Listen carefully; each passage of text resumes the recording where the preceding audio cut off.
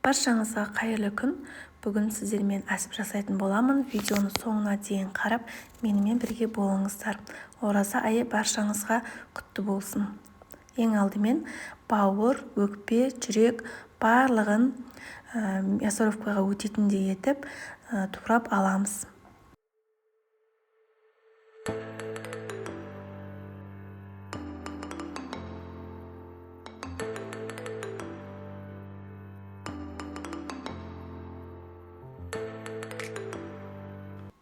Пиязымызды да дәл солай мясорубкаға өтетіндей қылып турап аламыз.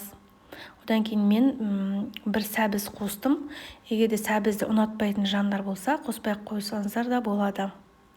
Неғұрлым пиязымыз көп болса, соғұрлым әсібіміз дәмдірек болады. Барлық турап дайындап қойған бауыр, жүрек, өкпе, пиязымызды мясорубкадан өткізетін боламыз. Ең бірінші бауыр, жүрек, өкпені өткізіп, одан кейін пияз, сәбізді өткізіп алдым.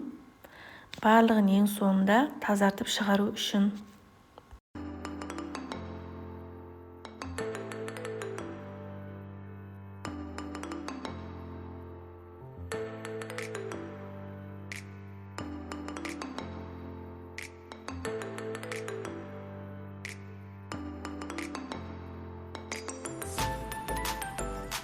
Осы тұста сарымсақпен ең соңында сәбізімізді де өткізіп алдым.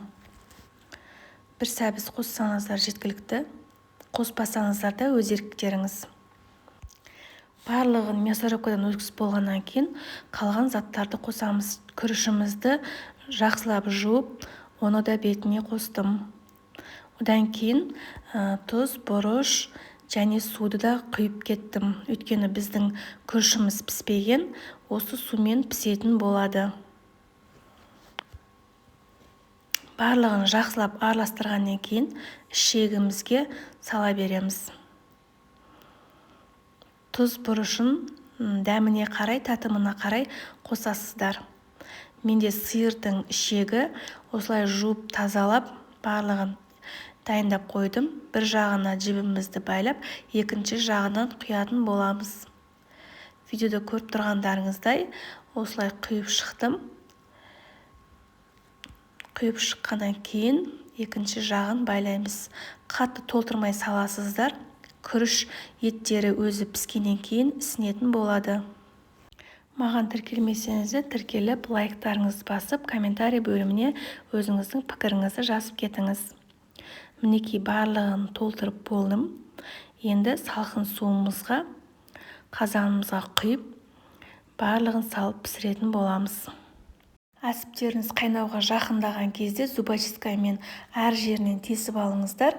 Теспесеңіздер, әсіптеріңіз жарылып кетуі мүмкін. Одан кейін қайнап шыққаннан кейін еттің көбігі құсатып, осылай барлығын сүзіп аласыздар. Себебі әсіптің сыртына жабысып қалады. Орташа отта 1 сағат пісіріп аласыздар. Сорпамызға да бір уыс тұзымызды салып жібереміз. Мінекей біздің әсібіміз осылай дайындалады. Ыстықтай күйінше де, салқындай күйінше де жей бересіздер. Баршаңызға ас болсын, міндетті түрде жасап көріңіздер. Өте дәмді, тойымды тағамның бірі. Менімен болғандарыңызға рахмет. Келесі видеода кездескенше сау саламатта болыңыздар.